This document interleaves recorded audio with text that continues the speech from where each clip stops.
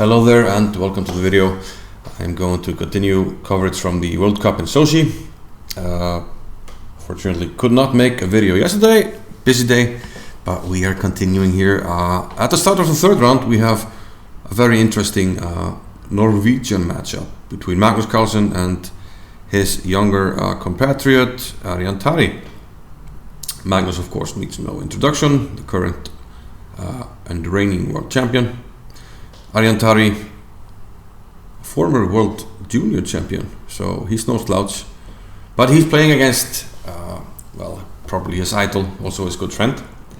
But let's see what happened in the game. Magnus opened up with c4, the English opening, e6, g3, Magnus fianceros, and we have d5. So black sets up kind of a queen's gambit declined setup, but takes on c4 here. And one of the ways that white can play here is just to pick up the pawn immediately, take on c4. And well, here black has played a number of moves: knight d7, c6, bishop d7. Tariq goes with c6, but on the other hand, queen takes e4 was to be expected, but c5, this idea I haven't seen before, to play c6 first and then c5. And I guess the idea is by not playing knight d7 or bishop d7, you're not misplacing a piece, and you're hoping to get better development for your knight, and maybe you can even fiancere your bishop if that's the idea.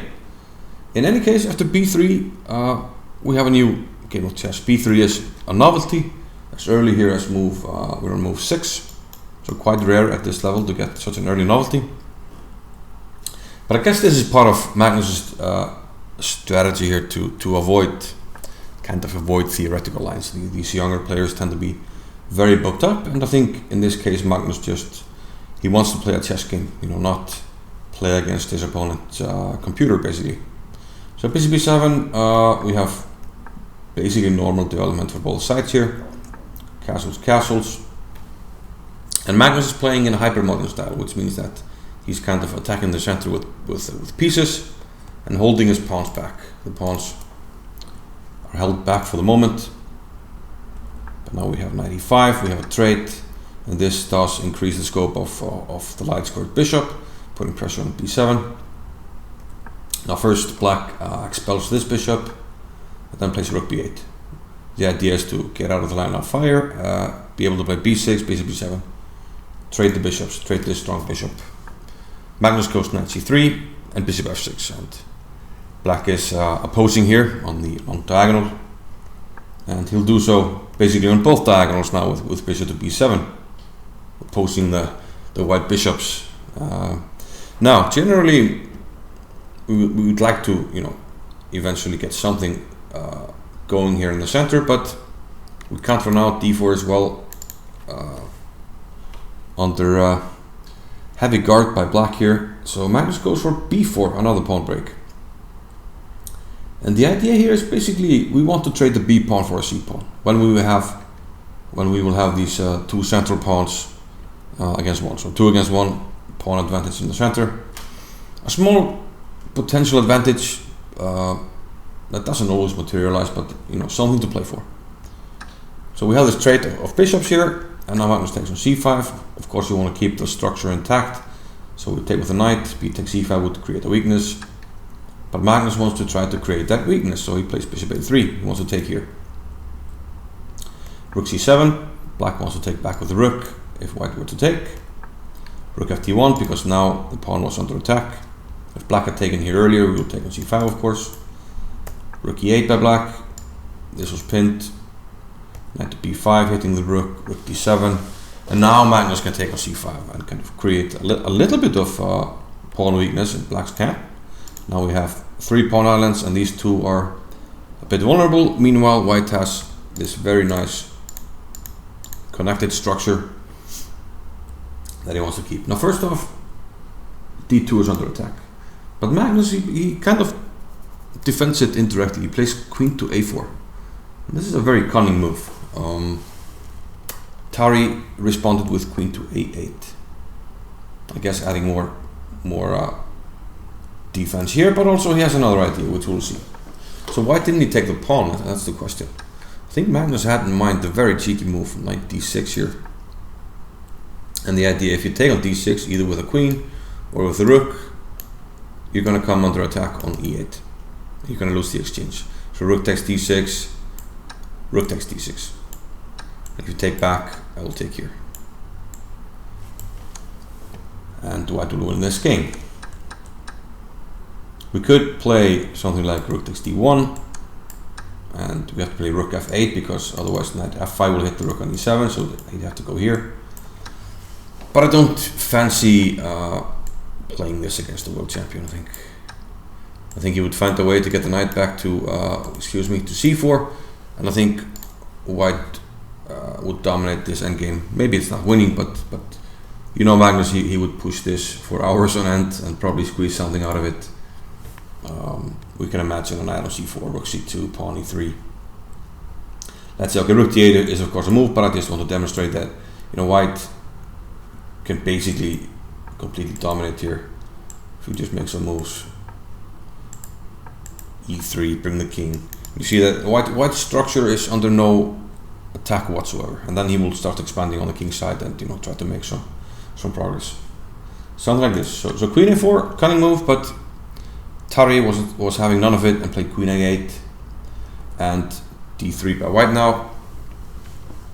It makes sense to put the pawn on a light square where it can't be attacked. Also, it protects these squares, which could be used by a white knight. And now a typical idea that Tari executes, one that you have to have available in your arsenal of ideas. The bishop has left here, the fianchetto bishop. We have a queen on the diagonal. The alpha 0 pawn push is very strong here, h5. And the idea is just to wreak havoc a little bit on the king side here. White could play h4, but then you have to account for g5 at some stage where you might come under attack.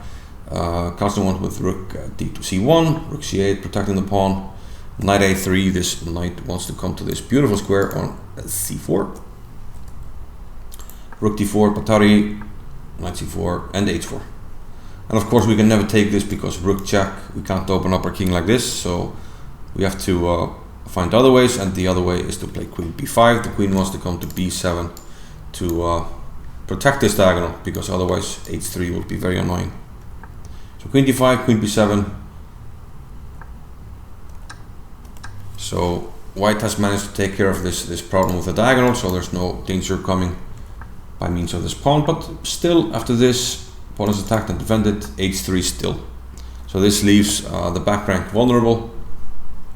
If the rooks were to leave, you'd have to be careful about getting back rank mated or some problems on the back rank. We can imagine an endgame where a rook would reach this square and win this pawn. So many benefits of this typical modern alpha 0 pawn push. So king f1 by Magnus wants to bring the king closer, bishop b4. And here it seems like, I think objectively the position is equal, and Magnus wasn't really finding any way forward here, and to repeat it a bit, we had the same position, but not 3 times, and Magnus decides, okay, I'm going to try for something. He took on c5. Which entails some risk, because black cannot take on a2, and a flank pawn is a knight's worst enemy. We also have a bishop protecting the queen square. We had a similar situation in one game we just looked at from the World Cup. But okay, we have this attack on d5 here. a5 and knight takes d5. Probably Tari should have given the pawn up with rook e8 here. And the idea is simply to tie the knight down here, because if it moves, we take on e2 and then move the a pawn. If the knight is tied down, the pawn is going to reach pretty far, right? So that was probably the way to keep the balance. After this, knight takes d5. Probably black had to push the pawn, but instead, after rook d to b5, he pushed it under the wrong circumstances, and now he's lost. And Magnus will actually use one of my favorite mating patterns. I'll link to the video where we have this mating pattern. And in fact, in that video, Magnus uses this mating pattern against another Norwegian, against Jan Ludvig Hammer. So I would guess this is one of Magnus's favorite mating pattern. He plays knight e7. And the king has to come to f8, because if it goes to the h file, we have the mating pattern. Anastasia's mate. The knight covering these, so we just need to check on the h file. To check that video out, I have a lot of nice examples for the Anastasia mate, so that might really surprise you. Surprisingly useful and effective mating pattern. So the king would have to come to f8, but then you can't keep an eye on the bishop here and the back rank. If you keep an eye on the bishop, you get back rank mated, a kind of back rank mated. Yeah, so you lose the bishop and the game. So after knight e7, Arjan Tari resigned. Good start for Magnus, and probably he will be moving on. But let's see if Tari can, put up a fight tomorrow. We'll see, but my money is on Magnus. Thanks for watching, and hope to see you soon. Bye bye.